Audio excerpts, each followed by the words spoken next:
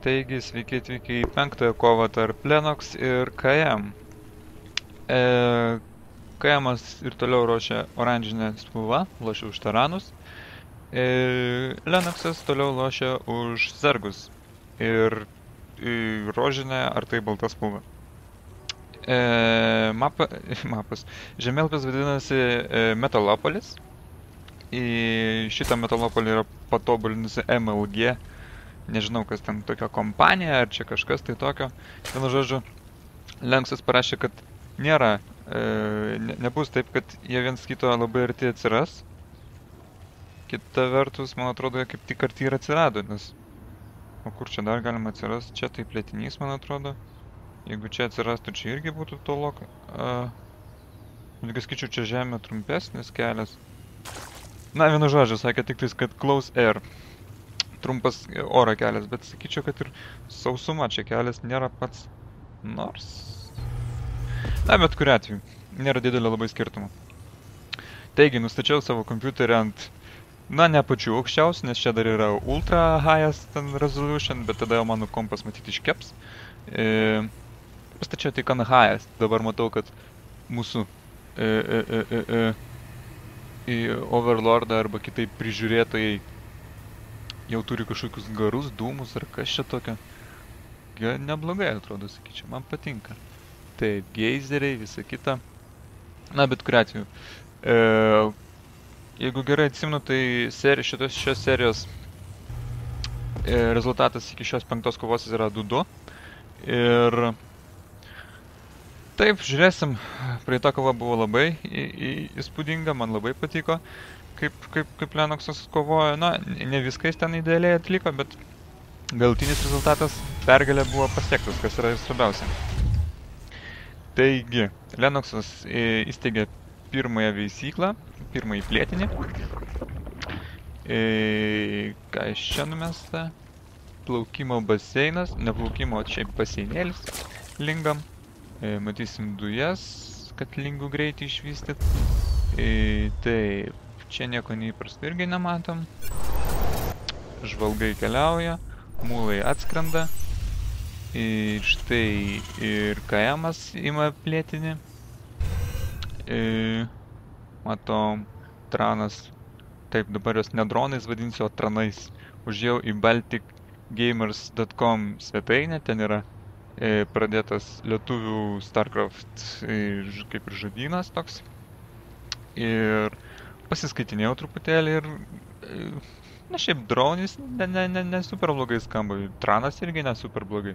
Tranas tai man kažkaip į bičių pusę, na bet kuriuo atveju bus tranai. Bet kuriuo atveju nežinau, į ką jie čia panašus, levituoja, skraido, plasnuoja, na. Bet ir kaip ten bebūtų. Štai pirmieji zergai iš Lennox'o pusės. Veikiausiai nueis pasižiūrės, kas ten prie švyturio, o prie švyturio bus 2 pėstininkai. Taip, ką mes čia matom? Bunkeris. Labai logiška. Galės pėstininkas atsitraukti, jeigu... nu, tik nesu šitie pėstininkai taip žus. Ai, nežiūrėkit, nei vienas nežuvo. Štai pirmasis žuvo. Ir štai antrasis. Ne, antrasis nežuvo. Ne, vienas žuvo. Na, bet kuriuo. Šešilinga ant vieno pėstininko. Ne super, ne super.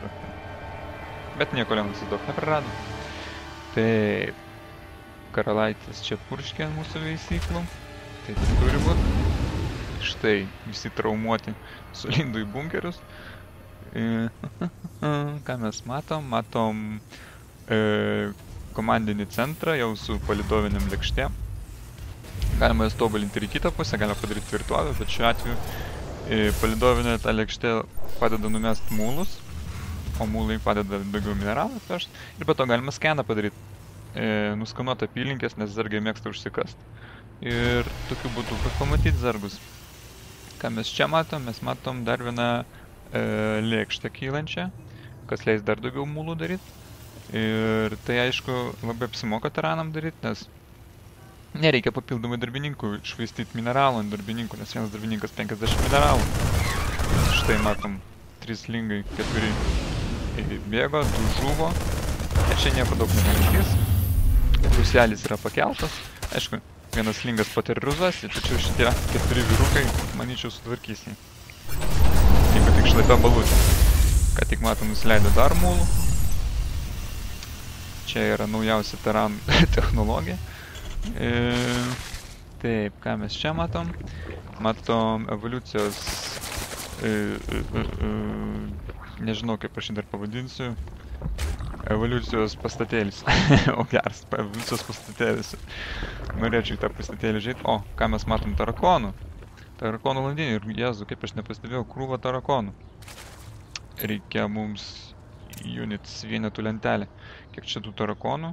Sakyčiau, nemažai.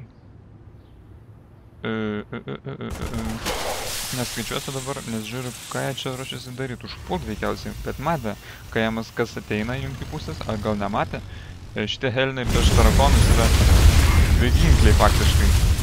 Nes tarakonai turi papildomų šarvų ir velnias dar daugiau helinų. Nežinau, ką dabar darys kajemas. Kadangi, na aišku, dabar jau turi mėlyną ugnį helinai, bet koks skirtumas? Helinai prieš tarakonus yra labai nekoks derinukas. Ir veikiausiai šitą dujų perdirbimų įmonė pastatėlis sudegs ir sprogs. Ir savo veikla dar sprogs. Bam. Na, žiūrim, ką čia padarys kajemas, nes aš, aišku, specialiai, neužkeldėjai, kad tik nepamirštų užkelt, nes jeigu jie įbėgs į pagrindinę bazę, tuomet jau bus GG tikrai. Štai, matom, vienas tarakonas terrorizuoja komandinį centrą, vadavietę. Tankas yra, bet jis dar veikiausiai neturi apgulties režimo, bet kad jis netoks ir bus. Šito bunkerių bus greičiausiai greit susitvarkyta, bet dėja reikia tada susikoncentruotis aplinkais, nes tie parazitai gydo bunkerį. Na, manyčiau, kajemas čia puikiai susitvarkys. Liks tik kokie 3 tarakonai, kurie spės pabėgti. Tankas dar bandys jas paterrorizuoti. Huliganas tas. Bet, nu gerai, dar vieną prarado tarakoną. Bet kuriuo atveju štai pastiprinimas. Kiek čia yra? 8 matyt. Karalaitė. Kažkur mačiau karalaitę. Čia ne karalaitė, čia tiesiog dar vienas grybas iššok. Lenoxas nešvaisto laiko ir plečia savo grybą, kadangi kuo geresnis grybas, to didesnis greitis zargų vienetų karinių. Kuo didesnis greitis, to greičiau galės nubėgti iki bazės. Kuo greičiau galės nubėgti iki bazės, to greičiau galės sunaikinti tą bazę.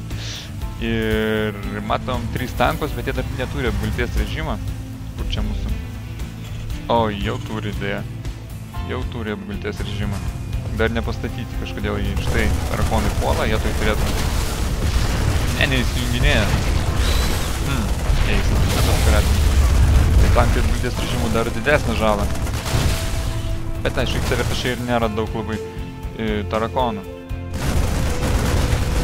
Žiūrėsim, ką darys. Nežinau, buvo tai tarakonai, bet be jokio reikalo. Trečias pilietinis iš Lenoxo pusės yra įsteigiamas ir zargai, ką turi tą ir dar. Ir trečias yra jau ir netgi jau ir pavirtęs į lėkštę turi, įsiučia senokai, kaip aš čia nepastebėjau. Kol kas, sakyčiau, Lenoxas tada atsilieka ir gan ženkliai. Nes dabar kajemas gali čia numesti mūlų, ką ir dabar daro sėkmingai, kas leis jam padidinti įplaukas. Ir kol kas įplaukos yra apylygės. Pažiūrėsim. Prarado worker skill. Jeigu aš teisingai suprantu, tai Lenoxas nužudė 6 kajemo darbininkus. Kas, na, 6, tai kiek čia bus? Maždaug 300 mineralų, nei daug, nei mažai. Taip, ką mes čia matom? Matom lingų krūvą bėgiojančių. Čia helinai 2, bet 2 tikrai nieko nepadarys. Nors kita vertus dabar su mėlynąja ugnim. Štai matom, jie patruliuoja, nori ką nors sudeginti, nužudyti. Pamatys, kad čia yra plėminys. Jiems reiks žiauriai daug laiko, kad jį sunaikinti. Atėmė tik 20 gyvybės taškų šitam pastatui. Ok. Žiūrim ką, toliau. Kajemas stato dujų gamyklas. Vadinasi, tankų matysim daugiau ir galbūt ne tik tanko, štai net benčių, tai yra šmėklo. Šitie dalykėliai prieš lėktuvinės raketinės gynybos pastatai, nežinau, dar siūlomo sakytum tiksliau pavadinti. Kol kas neturės į ką šaudyti, nes štai Lenoxas, yra visgi spiralė, matyt buvo ne spiralė, o špilis, va, štai, vadinsiu į špiliu. Matyt, buvo nuskanuota bazė ir pamatė, kad yra špilis, dėl to nusprendė apsisaugant, bet tiesą pasakius, na, jeigu iš čia atskristų mutaliskai, tai jie galėtų gan neblogai čia viską pataškyti.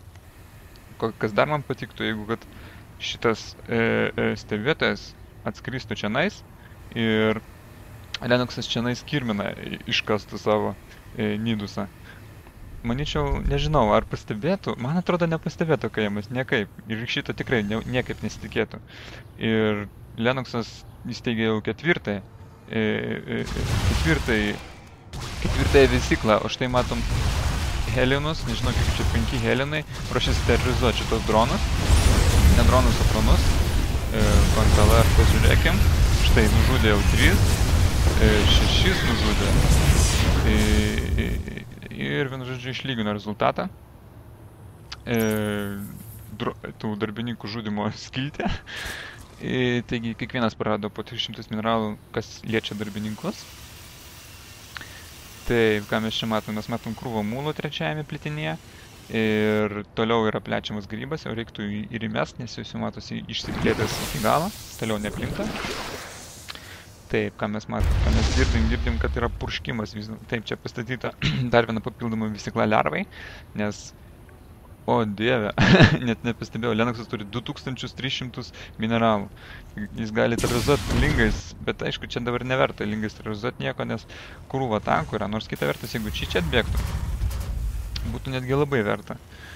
Ir žiūrėsim, reikia įdirbti šitą veisyklą. Štai matom mutalisko. Tuoj paskaičiuosim, kiek iš čia 7, arba geriau dar pažiūrėsim units lentelę. Ir tuoj gurkštelsiu.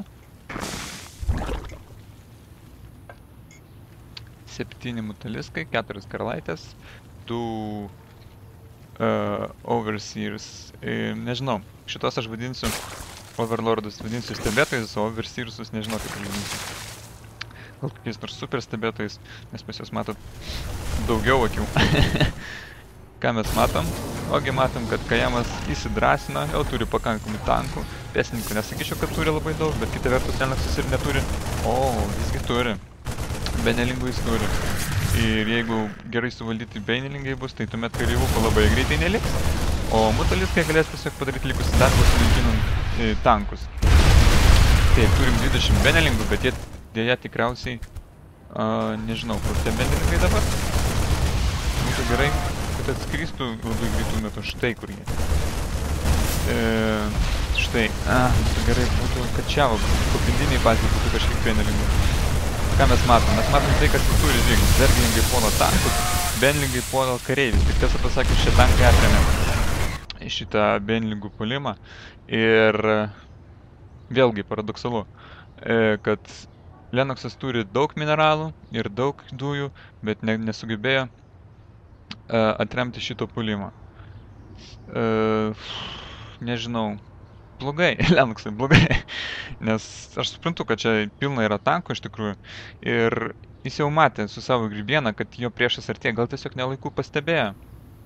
Aišku, palaukiu, kol dar benlingai susiformuos ir, nežinau, atsakiau, reikėjo daugiau lingų padaryti, bet jau apsauga kažkokia tokia būtų, nu, benčiams skraidyti ir daužyti lingus, kiek čia tų benčių, aš net nežinau, tų šmėklų, junis jau nėra, net, man atrodo, jūs numuštos. Vienu žodžiu, šmėklos, jas ten lingus užsiknystų, bet daužyti. O čia gavosi taip, kad nebuvo kam taškyti tankų ir o beiningai tiesiog, na, pabandė. O geras čia vaizdelis. Eik, tu savo žiūrėkit į pėsnininkus. Žūkit jūs. Gerai. Na, tikiuosi bet kuriuo atveju, kad šeštame žaidime Lennoxas atsigriebs ir už visą zargų rasę ir sunaikins Kajamų bazę. Taigi, laukiam 6 žaidimo.